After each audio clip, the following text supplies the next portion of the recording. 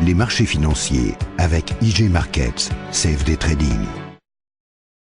Bonjour, c'est Gilles du site boursicoté.com. Voici l'analyse technique des principales paires de devises du marché Forex, ainsi que l'analyse de l'or et du pétrole pour les matières premières. Nous sommes aujourd'hui le mercredi 26 septembre 2012 et sur l'euro-dollar, eh bien, nous avons une poursuite du mouvement baissier qui s'est opéré ici le long de la bande de Bollinger inférieure, donc en continuité de tendance avec donc des Fibonacci qui sont cassés. On va certainement rejoindre ici la zone des 1, le support des 1,2814. Donc au niveau de la tendance de fond, on est ici sur une phase où le retracement est en train de prendre de l'importance, puisque nous avons ici un 23,6 qui a été cassé. Donc sur la phase moyen terme, ici on voit que on est vraiment en début de consolidation depuis la rupture ici de cette zone de support intermédiaire, et que l'on navigue ici vers les 1,2740 qui correspond au prochain retracement de Fibonacci. Donc on a ici cette zone de support à 28,14,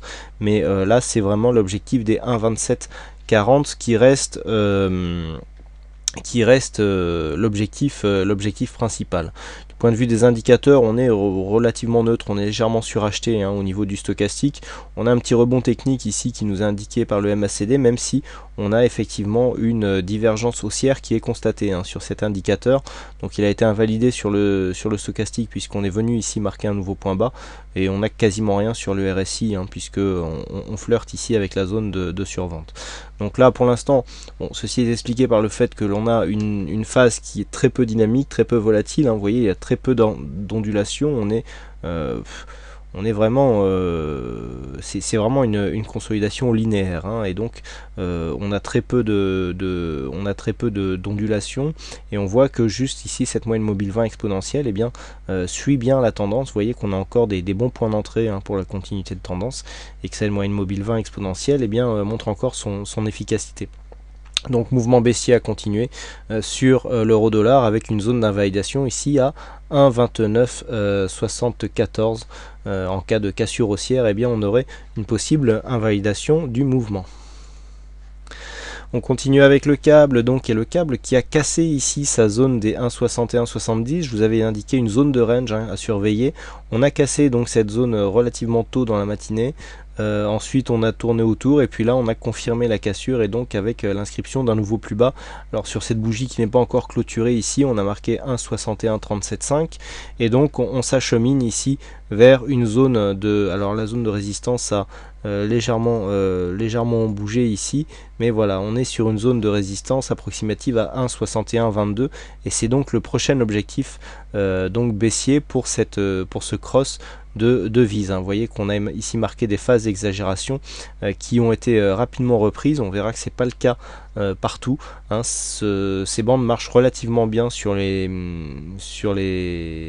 paires de devises forex, notamment dans des unités de temps relativement longue. Là nous sommes en unité de temps 4 heures, mais vous allez voir tout à l'heure que sur les commodities ce n'est pas toujours la même chose. Donc ici objectif de trade sur le câble à 1,6122, avec donc une phase d'invalidation relativement haute, puisqu'il faudrait repasser au-dessus de cette zone des 1,6213 pour commencer à invalider ce mouvement baissier. Vous voyez ici cette phase d'overlap avec une résistance intermédiaire ici maintenant à 1,6190 qui était précédemment support.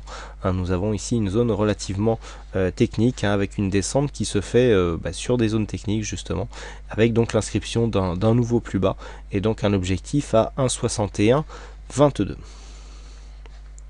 On continue avec le dollar-yen, donc le dollar-yen qui se trouve ici dans la continuité de son mouvement baissier. Donc hier je vous ai indiqué un appui sur ce support ici des 77,72, donc on est en train d'attaquer ce support. On a un petit peu perdu de dynamique. Vous voyez qu'on est toujours bien calé ici entre la moyenne mobile et la bande de Bollinger inférieure, et donc cette tendance continue à descendre. On a marqué un nouveau point bas ici proche des 77,60 avant de remonter ici vers cette moyenne mobile, donc une baisse qui se fait dans la continuité. Je vous rappelle, l'objectif se situe dans un premier temps ici à 77,38, mais l'objectif final se situe ici sur le précédent point bas qui représente les bases des retracements de Fibonacci, ici à 77,13. L'invalidation de ce mouvement est relativement haute, puisqu'il faudrait remonter au-dessus de 78,36 pour invalider le mouvement baissier.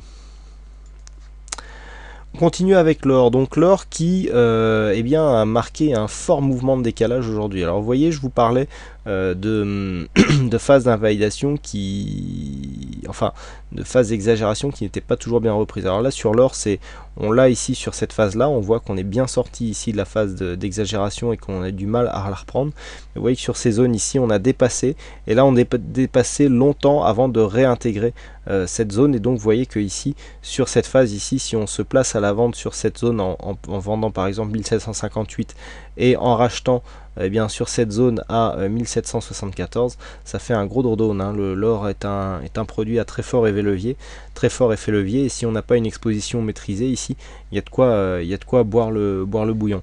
Donc par contre, d'un point de vue chartiste, ce qui est intéressant, c'est que l'on confirme la cassure de la tendance que nous avions là. Alors pour rappel, hein, on avait ici un support oblique relativement fort, on avait ici une phase d'affaiblissement avec cette zone ici qui avait du mal à reprendre de la dynamique alors que la bande de Bollinger supérieure se rapprochait du support, et donc finalement on a cassé, hein, à ce moment là, c'est souvent un signe qui ne trompe pas. On a cassé, donc pour l'instant on était sur une phase de range, hein, puisqu'on était en tendance horizontale, et puis je vous avais dit qu'une cassure ici des 1752 eh bien, serait un signal important pour un mouvement baissier. Donc c'est ce qui s'est passé. Les 1752 ont tenu un certain temps, et puis finalement les cours ont cassé. On s'est retrouvé d'ailleurs, on a perdu 2 ou 3 dollars sur l'once d'or fin en quelques secondes, et ensuite la baisse s'est accélérée, et donc pour venir marquer un point bas sur un support qui était déjà connu, donc le support des 1739 dollars l'once. Donc là nous assistons à un rebond technique. Vous voyez qu'on est quasiment venu ici réintégrer la zone blanche, mais la zone de sortie s'était faite beaucoup plus haut. Donc là sur ce genre de mouvement, il n'est pas évident, hein, et surtout jamais conseillé de se placer en contre-tendance sur les commodities qui peuvent être vraiment très volatiles et très dynamiques, hein. C'est un peu ce qui les caractérise. Alors donc au niveau du mouvement, ici on est clairement en train d'imprimer un mouvement baissier. On vient ici de revenir sur cette zone, on va peut-être remonter ici sur les 1752 pour marquer l'overlap, mais cette zone de 1752 sera plus une zone de possible short, hein, plutôt qu'une zone d'invalidation. La zone d'invalidation se situe à 1775 dollars l'once, donc tendance baissière confirmée pour l'or. Et enfin on termine avec le WTI, donc le WTI qui n'en finit pas de descendre, hein, puisque nous avions ici, nous avions tracé un Fibo d'ailleurs pour mesurer ici, pour bien voir que nous étions à peine sur les 23,6. On n'arrivait pas ici à casser cette zone, on avait un possible double bottom en formation qui était en train de s'invalider au moment où je faisais mon analyse hier soir, et puis finalement on est venu casser ce précédent plus bas, donc là le retracement n'est bien sûr plus valide, et donc on continue ici à marquer de nouveaux plus bas, et on vient s'appuyer sur les 89 dollars le baril pour donc ce mouvement baissier. Donc techniquement, on est toujours ici sous la moyenne mobile 20 exponentielle qui reste descendante. On vient marquer de temps en temps des phases d'exagération, et donc la tendance reste fortement baissière. On commence à être survendu ici au niveau des oscillateurs. Le MACD nous laisse encore un petit peu de possibilités d'amplitude.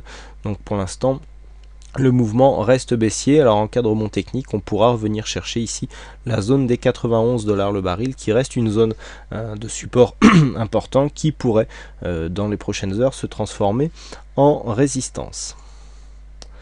Voilà ce que l'on peut dire donc sur cette analyse technique Forex et matières premières. Il ne me reste plus qu'à vous souhaiter à toutes et à tous une bonne soirée, bonne chance dans vos trades, et je vous donne rendez-vous dès demain pour d'autres analyses techniques en vidéo. Bonsoir à tous. Les marchés financiers avec IJ Markets, CFD Trading.